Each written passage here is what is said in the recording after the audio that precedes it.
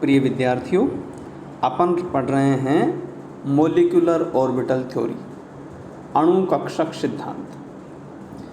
कल अपन ने पढ़ा था कि जिस तरह से एक एटम के अंदर एटॉमिक ऑर्बिटल्स होते हैं, उसी तरह से मोलिकुलर ऑर्बिटल थ्योरी में हम पढ़ते हैं कि बहुत सारे जो एटम्स हैं, जो भी एसोसिएट होके मोलिक्यूल बनाते हैं, अणु बनाते हैं, उन सब के जो परमाणु कक्षक हैं वो रीडिस्ट्रीब्यूट होकर और LCAO theory, linear combination of atomic orbitals, इससे वो एसोसिएट होके और MO बनाते हैं, मोलिकुलर ऑर्बिटल्स बनाते हैं। ये जो मोलिकुलर ऑर्बिटल हैं बेटा, ये दो पार्ट्स में डिवाइड हो जाते हैं, बॉन्डिंग और एंटी बॉन्डिंग। जितने एटॉमिक ऑर्बिटल्स मिलते हैं MO बनाते हैं, उनके आधे बॉन्डिंग बन जाते हैं और आधे एंटी बॉन्डिंग बन जाते हैं। जो बॉन्डिंग वाले होते हैं उनकी ऊर्जा एटॉमिक ऑर्बिटल से कम होती है, और जो एंटी बॉन्डिंग वाले होते हैं उनकी ऊर्जा एटॉमिक ऑर्बिटल से अधिक होती है।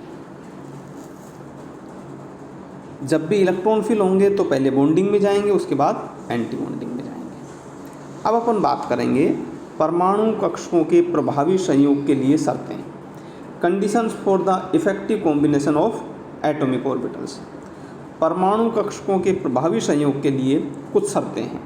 पहला, संयोग करने वाले परमाणु कक्षकों की ऊर्जा लगभग समान होनी चाहिए। यदि दो समान परमाणु वाले एक द्विपरमाणुक अणु A2 बनाने में A का 1s और B का 1sp कक्षक एक साथ संयोग करके मोलिकुलर ऑर्बिटल बनाते हैं, तो 2sp के साथ नहीं बल्कि 1sp के साथ ही उनका कॉम्बिनेशन होगा, क्योंकि उनका ऊर्जांतर ज़्यादा नहीं होता है। परंतु ये बात विषम परमाणु अणु हेट्रोन्यूक्लियर डायोटिक मॉलिक्यूल्स पर लागू नहीं होती है, क्योंकि वहाँ उनकी इलेक्ट्रॉन नेगेटिविटी अलग होगी, उनकी विद्युत ऋणता अलग होगी, उनके कोषों की ऊर्जा अलग होगी। इसलिए वहाँ जो एक कक्षक है वो दूसरे लगभग समान ऊर्जा के कक्षक के साथ ही अतिव्यापन करेगा और उसी के साथ बॉन्डिंग करके मोलिकुलर ऑर्बिटल बनाएगा। बंधी आणविक कक्षकों में परमाणु कक्षक एक दूसरे के साथ अधिकतम अतिव्यापन करते हैं। परमाणु कक्षकों का अतिव्यापन जितना अधिक होगा, बंध उतना ही प्रबल और मजबूत होगा। देखो बेटा, सिंगल बॉन्ड में कम, डबल बॉन्ड में उससे ज़्यादा, और ट्रिपल बॉन्ड में सबसे ज़्यादा ओवरलैपिंग होती है, सबसे ज़्यादा अतिव्यापन होता है। इसलिए ट्रिपल बॉन्ड सबसे ज़्यादा मजबूत, डबल बॉन्ड उससे कम और सिंगल बॉन्ड सबसे कम मजबूत होता है। संयोग करने वाले परमाणु कक्षकों की सममिति, सिमेट्री, समान होनी चाहिए। विपरीत सममिति में अतिव्यापन की संभावना नहीं रहती है। हम कह सकते हैं कि त्रिविम आकाश में जिस भाग में परमाणु कक्षक अतिव्यापन करें, उसमें दोनों तरंगफलनों का मान एक सा, यानी या तो दोनों प्लस में हो या दोनों माइनस में होना चाहिए। इस प्रकार एक S कक्षक जिसमें तरंगफलन धनीय होता है, S कक्षक से अथवा P कक्षक के धनीय भाग से अतिव्यापन कर सकता है। यह अतिव्यापन दोनों परमाणुओं के नाभिकों के अक्ष पर होता है, और इसे हम आगे डायग्राम के द्वारा, ये जो आपको दिखाई दे रहे हैं, इन डायग्राम्स के द्वारा एक्सप्लेन कर सकते हैं कि किस तरह से उनमें ओवरलैपिंग हो रही है। जैसा यहाँ पे ब्लू और जो रेड है उनमें आपस में ओवरलैपिंग हो रही है। ये जो कक्षक होते हैं ये बेलनाकार रूप से सममित सिलेंड्रिकल सिमेट्रिकल होते हैं, अर्थात इन्हें किसी भी कोण पर घुमाने से इनकी आकृति वही रहती है। ऐसे कक्षकों से सिग्मा अणु कक्षक कहते हैं। अणुओं के P कक्षक दो प्रकार के संयोग कर सकते हैं। नाभिकों की अक्ष पर संयोग करके बेलनाकार रूप से सममित सिग्मा अणु कक्षकों का निर्माण करते हैं, और अक्ष के लंबवत या सहपार्श्वीय या कोलेटरल संयोग करके ऐसे कक्षकों का निर्माण करते हैं जो बेलनाकार रूप से सममित नहीं होते हैं। इन्हें नोडल तल संयोग होता है और इसे पाई कक्षक बनते हैं। अपन ने पढ़ा था बेटा, सिग्मा बॉन्ड में हेड टू हेड होता है, और जो पाई बॉन्ड होता है उसमें क्या होता है, कोलेटरल होता है, सहपार्श्वीय अतिव्यापन होता है। इसलिए सिग्मा बॉन्ड में जो ओवरलैपिंग होती है वो ज़्यादा होती है, वो ज़्यादा मजबूत होता है, और जो पाई बॉन्ड होता है उसमें ओवरलैपिंग उतनी ज़्यादा नहीं होती है, इसलिए वो वीक होता है।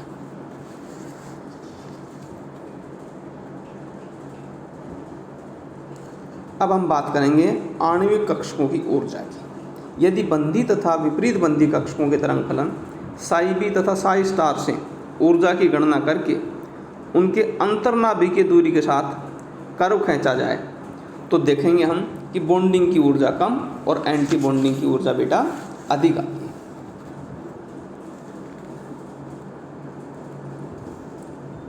क्योंकि बॉन्डिंग में आकर्षण अधिक होता है, अतः ऊर्जा कम। प्रतिकर्षण के कारण जो एंटी बॉन्डिंग होता है उसमें ऊर्जा अधिक होगी। बंधी आणविक कक्षकों के तरंग फलन के लिए अणु के नाभिकों के एक दूसरे के बहुत निकट होने पर ही प्रतिकर्षी बल अधिक सबल होते हैं, अन्यथा आकर्षी बल ही अधिक सबल रहते हैं। जबकि विपरीत बंधी कक्षक में प्रतिकर्षक बलों की सामर्थ्य आकर्षी बलों की अपेक्षा अधिक होती है। यानी जो बॉन्डिंग होगा उसमें आकर्षण के बल ज़्यादा होंगे और जो एंटी बॉन्डिंग होगा उसमें प्रतिकर्षण के बल ज़्यादा होंगे। अब कुछ हम सामान्य नियम पढ़ रहे हैं। अणु कक्षकों के निर्माण के लिए कुछ जनरल रूल्स हैं, general rules for formation of molecular orbitals. परमाणुविक कक्षकों के अतिव्यापन से उतनी ही संख्या में आणविक कक्षक बनते हैं जितने की अतिव्यापन में भाग लेते हैं। ये विशेष ध्यान रखने की बात है बेटा। जितने एटॉमिक ऑर्बिटल्स पार्टिसिपेट करेंगे उतने ही एमओ बनेंगे, उतने ही मोलिकुलर ऑर्बिटल बनेंगे। आणविक कक्षकों का निर्माण परमाणु कक्षकों से होता है, इलेक्ट्रॉन से नहीं। अतः इसमें पूर्ण रूप से भरे हुए, अर्धपूर्ण अथवा रिक्त सभी कक्षक भाग ले सकते हैं। देखो बेटा, जो अपन एटॉमिक ऑर्बिटल और मोलिकुलर ऑर्बिटल की बात कर रहे हैं तो इसमें इलेक्ट्रॉन का कहीं पार्टिसिपेशन नहीं है कि वो खाली है या फुल्ली फिल्ड है या हाफ फिल्ड है। नहीं, हमें तो क्या करना है, एटॉमिक ऑर्बिटल्स गिनने हैं। जितने एटॉमिक ऑर्बिटल पार्टिसिपेट करेंगे वो चाहे कैसे ही हों, चाहे फुल्ली फिल्ड हो, चाहे हाफ फिल्ड हो और चाहे वैकेंट हो। अतिव्यापन में भाग लेने वाले सभी कक्षकों के समस्त इलेक्ट्रॉनों की आणविक कक्षकों में आपभाव सिद्धांत व हुंड रूल के नियम अनुसार भरे जाते हैं। हुंड और आपभाव के नियम अपन जानते हैं कि पहले लोवेस्ट ऊर्जा वाले में जाएगा, वो भर जाएगा, जब उससे ऊपर वो भर जाएगा, और समान के हैं तो पहले एक एक भरे जाएंगे, फिर उनमें पेयरिंग शुरू होगी। ये सब नियम तो अपन बहुत पहले से जानते हैं। विपरीत बंधी इलेक्ट्रॉन युग्मों से बंधी इलेक्ट्रॉन युग्मों की जितनी अधिक संख्या होगी वही संख्या उन दो परमाणुओं के बंध का क्रम होगी। यानी बॉन्ड ऑर्डर निकालना है तो कैसे निकालोगे बेटा, बॉन्ड ऑर्डर बराबर हो जाएगा बंधी इलेक्ट्रॉन माइनस विपरीत बंधी इलेक्ट्रॉन अपॉन 2, क्योंकि एक बॉन्ड में 2 इलेक्ट्रॉन चाहिए, तो bonding electron minus anti bonding electron upon 2 कर दो तो नंबर ऑफ बॉन्ड्स आ जाएगा।